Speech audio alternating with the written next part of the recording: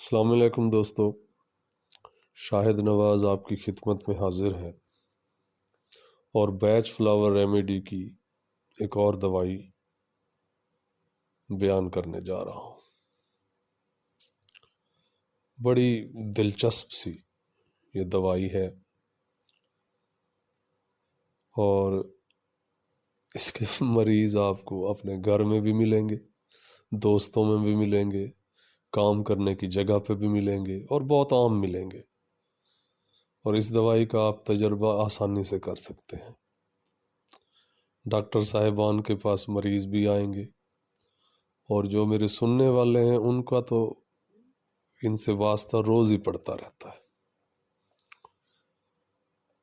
اگر ہم اس کو ایک اس میں بیان کریں تو کام چوری اور عدم توجہی،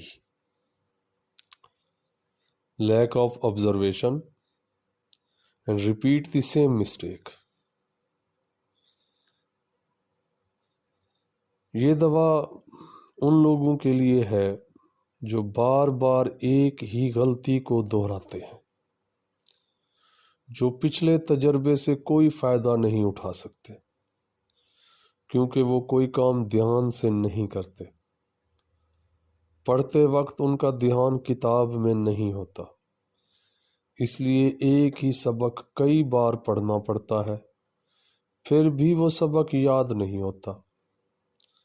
اگر کوئی غلطی ہو جائے تو اس غلطی کو دھیان سے درست نہیں کرتے، اس لیے وہی غلطی بار بار ہوتی ہے۔ جب سڑک پر چلتے ہیں تو دھیان کہیں اور ہوتا ہے، کئی مرتبہ وہ حادثے کا شکار ہوتے ہیں لیکن سدھرتے نہیں ہیں۔ عدم توجہی کی وجہ سے ان کی عادت میں ٹال مٹول کرنا شامل ہو جاتا ہے۔ بچے کو جب پڑھنے کے لیے کہا جائے تو پیٹ درد کا بہانہ کر دیتا ہے، جب استاد صاحب پڑھانے کے لیے گھر آئے تو سر درد ہو جاتا ہے۔ کھانے پینے، کھیل کود اور ٹی وی دیکھتے وقت اسے کبھی کوئی تکلیف نہیں ہوتی، لیکن پڑھتے وقت کوئی نہ کوئی بیماری نکل ہی آتی ہے۔ کوئی نہ کوئی بہانہ کر کے وہ پڑھنے سے یا اور کوئی کام سیکھنے سے ٹال مٹول کرتے ہیں۔ آج کل عام گھروں میں بھی یہی شکایت ہے کہ بچے پڑھتے نہیں۔ جب پڑھنے کو کہا جائے تو شرط رکھ دیتے ہیں، پہلے مجھے ٹافی دو، ٹافی کھانے کے بعد کہتے ہیں میں ذرا کھیل آؤں، کھیلنے کے بعد کہہ دیا کہ میں تھک گیا ہوں، تھوڑی دیر بعد سکول کا کام ختم کر لوں گا۔ تھوڑی دیر آرام کرنے کے بعد کتاب کھولی تو جمائیاں آنی شروع ہو گئیں، اب نیند آ رہی ہے، صبح جلد اٹھ کے پڑھ لوں گا۔ اس طرح کوئی نہ کوئی بہانہ نکال کر پڑھائی کو ٹال دیتے ہیں۔ ہے نا مزیدار دوائی؟ ہے نا آپ کے گھر میں ایسے مریض؟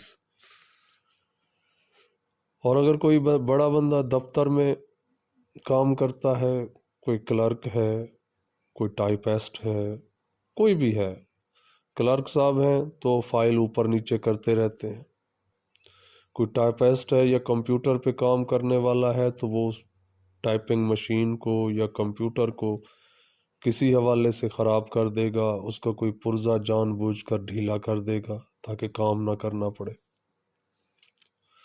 چیسٹ نٹ بڈ خصلت کی ایک اور تصویر یہ بھی ہے کہ وہ ہر چیز کو سیکھنے میں ٹال مٹول کرتا ہے۔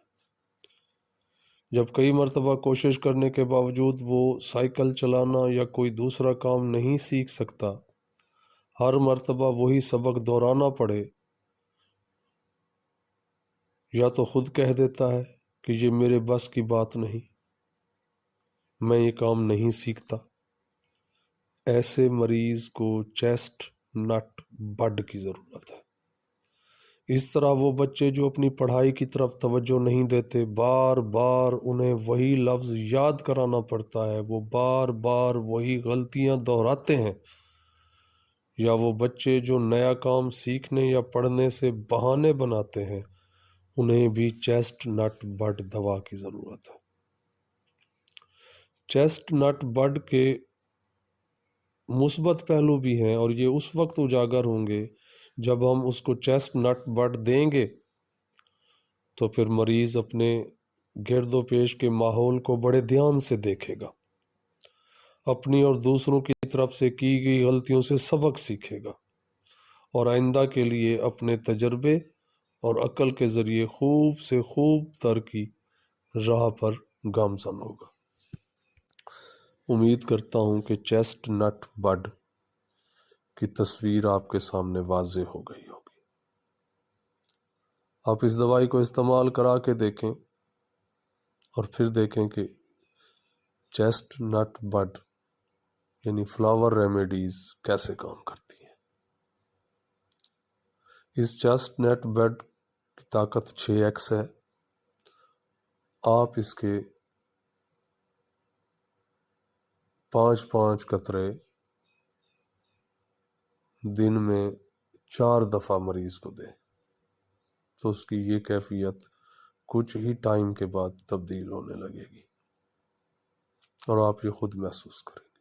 کوئی بات پوچھنی ہو تو کمنٹ میں لکھ دیں، جواب دینے کی کوشش کروں گا۔ ویڈیو پسند آئے تو لائک کریں، شیئر کریں، کمنٹ کریں اور چینل کو بھی سبسکرائب کر دیں۔